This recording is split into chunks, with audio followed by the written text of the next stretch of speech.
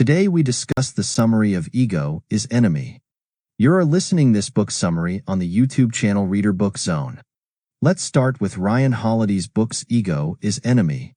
Do you feel your ego is getting in between you and your goals? Do you give up after falling? Is your life getting out of control? If yes, you are in the right place. This book will guide you to cure your ego as it is your greatest enemy. You will learn about different techniques you can practice so that your ego remains in control. You will also learn about the importance of being humble to succeed. There are numerous habits mentioned in the book that you can include in your lifestyle to cure your ego. You are not the only one facing it. Ego is a natural emotion felt by all of us. To get hold of it is necessary. Ego has the power to destroy you, and therefore, learning to control it is a must. Your success is in your hands. Do not let it slip away from you because of your ego. Talk, talk, talk. At the beginning of a new journey, all of us are afraid and excited. To calm ourselves, we tend to find comfort outside rather than inside. All of us want attention while we do the least work. It is always easy to talk rather than do something. We tend to take silence as a weakness, so we talk to show our strengths. However, silence is a great quality very few have mastered. By talking unnecessarily, we weaken the action linked to it. Silence indicates self-confidence and strength. Talking reduces the quality of our work and distracts us. It is a psychological fact that talking reduces the chances of completing a task. It makes us feel like we have already accomplished it. You must try to control your tongue in all cases so you can achieve success without falling into the trap of talking. Being silent will put your best work forward. Work quietly and ignore the impulse to talk. This story is about activist Upton Sinclair, who ran as governor of California in 1934. During the campaign, Sinclair took a very unusual step that shocked everyone. He published a short book named I, Governor of California, and How I Ended Poverty. The book was narrated in the past tense, and Sinclair talked about his accomplishments as governor. He knew he could communicate with the public like no one. He did not expect that his idea would lead to his destruction. Sinclair had written about all his strategies in the book, which gave his competitors an advantage. Apart from this, Upton himself lost all the interest in the campaign as the book made him feel that he had already achieved everything. The book sold millions of copies, but Sinclair's campaign was a huge failure. He lost the election by 250,000 votes, and he became extremely disinterested in the whole process. What happened to Upton was because of his communication. His book made him feel he had achieved everything when he has not done anything yet. He was not able to fulfill his words with actions. Upton fell into the trap of talking, and his work got affected badly. This story taught the whole world how to keep your tongue tight is the most important thing to finish a task. If you want to be successful at your work, you need to stop talking and work in complete silence. Talking will make your mind believe you have already achieved something while you haven't yet. To be or to do. Be yourself no matter what, and you will make a difference in life. You can achieve great things if you move on your path without ego, and also if you become true to yourself. A person who is true to himself can never act fake to others. When you decide to do something, don't do it for fame or recognition. By doing something your heart wants, you can be true to your soul and your friends. Try to do something that benefits others. If you do things for fame and recognition, there is a huge chance that you will lose your true identity in the process. You will start being fake to your friends and companions. You will have to make compromises, and ultimately, you will lose yourself. Here is an example to understand how being true to yourself leads to greatness. One of the most influential men in modern warfare was John Boyd. He was a great fighter pilot, and he could defeat anyone in less than 40 seconds. Despite all this, he was never promoted above the rank of a colonel. Boyd was elected as the lead instructor in Nellis Air Force Base, Korea. The F-15 and F-16 were his pet project. His primary aim was to be an advisor for his country, and he wanted to serve his country in every possible way. Boyd advised the defense secretary directly in private meetings, but he never took credit. He never published any books, and no military base was named after him. He wanted to do his work sincerely without any public attention. Boyd wanted his work to make a difference rather than him being on high ranks. Being promoted does not necessarily mean you are good at your job. Your purpose in life should be something bigger than you. If you are selfless and you aim to improve the lives of others, you will achieve extraordinary success. Become a student. Always keep learning new things to improve. Learning should have no barriers. You should always try to learn things you don't know, so you can get a grip on the basics of any subject. Always be ready to take new instructions and be a good student to improve your skills.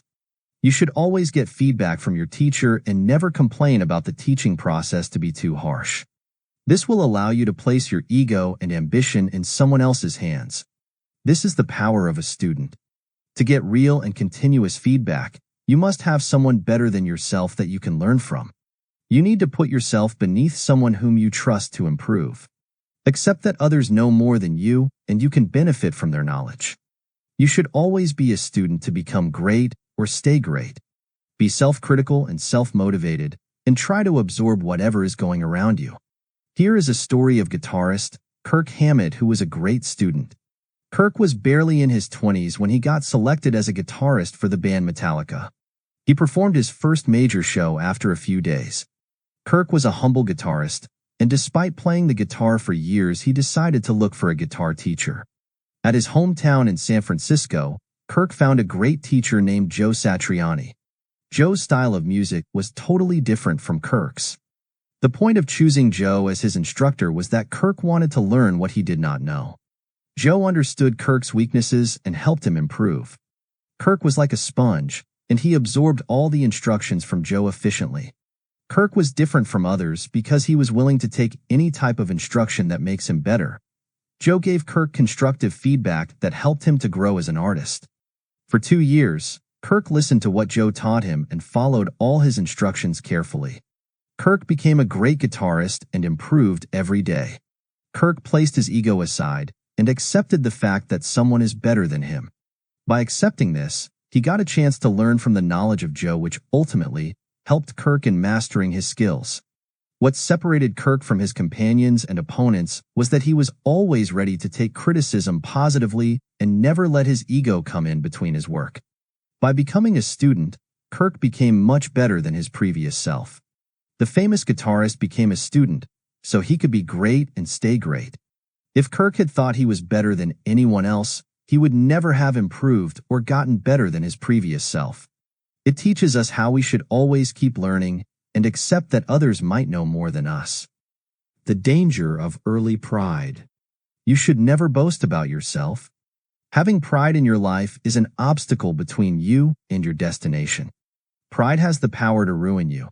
Thinking that you are better than everyone else is dangerous. People who don't boast but privately think they are better than everyone else is still pride. Pride can destroy what you aspire for. You should always be humble. This is a story about Benjamin Franklin. At the age of 18, he came back to Boston, his hometown, after 7 months. He had a new suit, a watch, and he had earned a lot of money as well. Franklin came back to Boston full of pride. He boasted about his wealth to everyone, including his family. One day, Franklin had a meeting with Cotton Mather, an old friend and a much-respected man. Both men were walking down the hallway when suddenly Mather shouted at Franklin, "Stoop! Stoop!" Franklin was too busy boasting about his achievements that he ran directly into the low ceiling.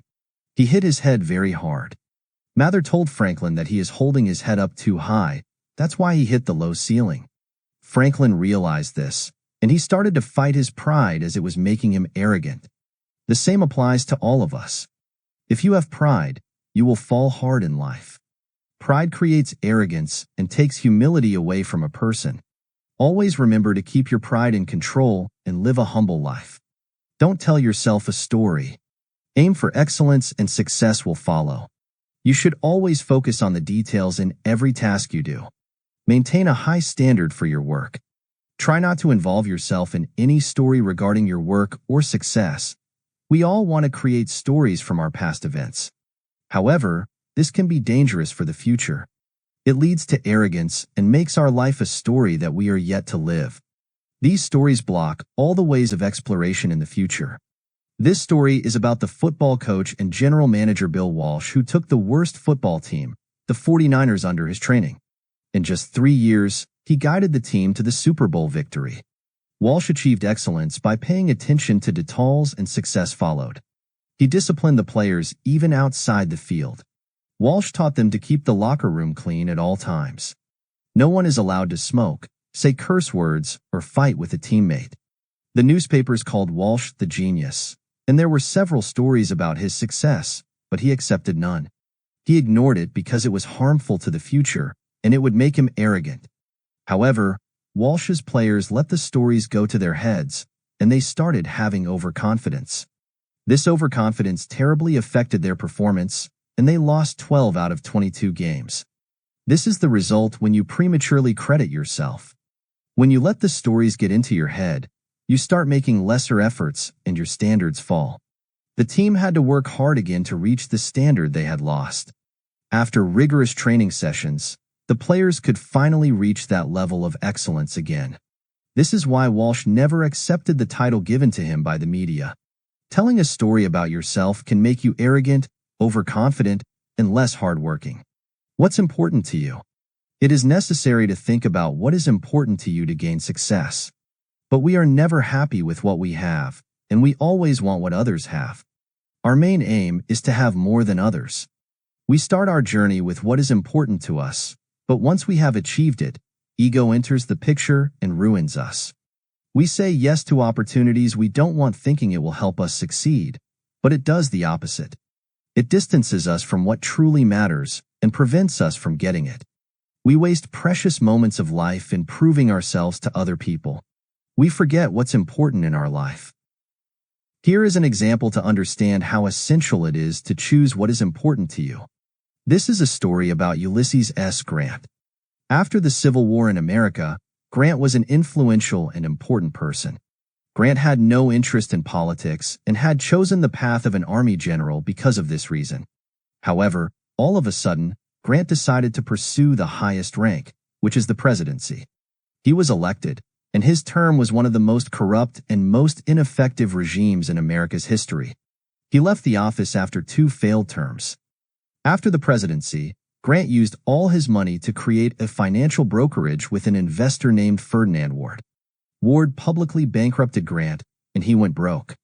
This led to failure because Grant's main aim was to rival the millionaires instead of pursuing his own interests. Grant had to cover debts of the firm, so he took loan using his war mementos as collateral. He spent the last years of his life battling throat cancer and collecting funds for his family before he departed. Grant lost everything because his ego got in the way, and he did not follow what he loved. After achieving what he loved, he got distracted and wanted to have what others have. This led to his downfall. Alive time or dead time. Don't let your failures set you back. Get back up after each time life knocks you down. When you fail, it is totally all right to feel angry or depressed, but don't let this failure define you. New opportunities are waiting for you. There are 2 types of time. These are dead and alive time. Dead time is the period spent in waiting, while alive time is spent in learning and being productive every second of your life. Most people get stuck in dead time, but you should always try to live in an alive time and come out of every failure like a champion. This story is about a famous criminal and minister named Malcolm X, previously known as Detroit Red. He sold drugs, worked as a pimp, and was an armed robber. He had his own burglary gang which he ruled with bravery. Malcolm wasn't afraid to kill or die. He was finally arrested in an attempt to fence an expensive watch he had stolen. He got a 10-year sentence in jail, and he was barely 21 years old. Malcolm failed not only himself but the standards of society and morality. He had 10 years to spend in a tiny cell all by himself. But as a prisoner, Malcolm turned his life around.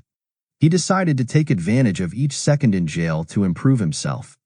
He began to learn and read the books available in the jail library. Malcolm learned about religion and philosophy. He chose alive time over dead time and did not let his failure define him. He achieved great heights after coming out of prison and became a civil rights activist. Draw the line. Never make your bad life worse by making bad decisions. Everyone fails at some point in their life, but that does not mean you should let your ego win. You have a chance to start over and build your life again. If you feel a situation is bad, don't make it worse. Put an end to the situation and start over. Do not lose your dignity or character in any situation. Always hold tight of these two qualities. Trouble does not last forever, and if you fail, it is completely all right.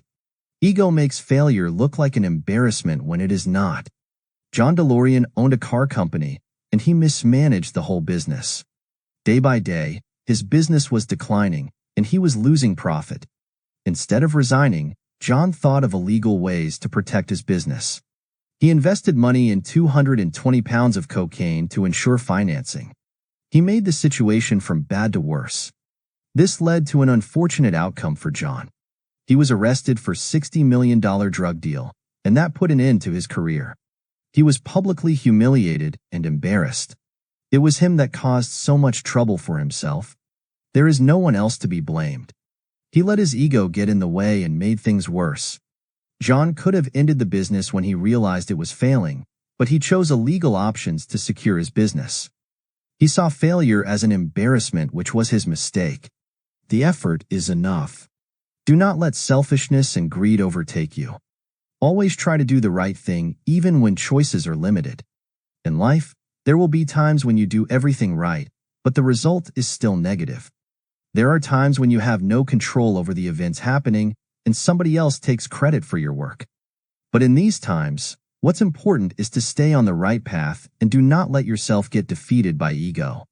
You should always keep working hard and be kind. We should never attach ourselves to the result, as it is the effort that matters. Let's take an example to understand how staying on the right path is important. Belisarius is one of the greatest military generals of all time. He won many battles for the Byzantine Empire.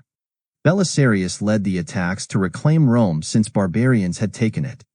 However, his triumphs were not made public. He was repeatedly placed under suspicion by the Emperor Justinian. The emperor ordered the official historian to destroy Belisarius' good reputation and legacy. According to scholars, all of Belisarius' titles and wealth were taken away from him. He was even blinded and forced to beg on the streets. Justinian was over-controlling, envious, greedy, and selfish. He felt threatened because of Belisarius' rising fame. Despite the injustice done to him, Belisarius never complained. He had no ego and greed in any way. Belisarius knew that he had no control over somebody's liking towards his work, so what was special about him was that he kept going in the right direction. Serving his country was Belisarius' top priority, and he did not need rewards for that. Conclusion. In this book, you have learned how talking and revealing your plans before achieving them reduces your chances of success. Your mind believes as if it has already achieved it, and you start to lose interest. You also learned about how being true to yourself is important. You should always choose what matters and never lose your identity. Always be a student and keep learning. Accept the fact that you know less than others and learn from their knowledge. Do not create stories about your past, as it leads to arrogance and is harmful to the future. Be humble and keep doing what you love. Everybody fails in life, but what is important for you to learn from failures? Utilize every moment of your life to improve yourself. Do not let your failures define you. Do not make any situation go from bad to worse. Always remember you can put an end to a bad situation and start again. Failure is not something to be embarrassed of. It is a step towards success. Run after excellence and get hold of your ego, because if you do, success will be the one chasing after you.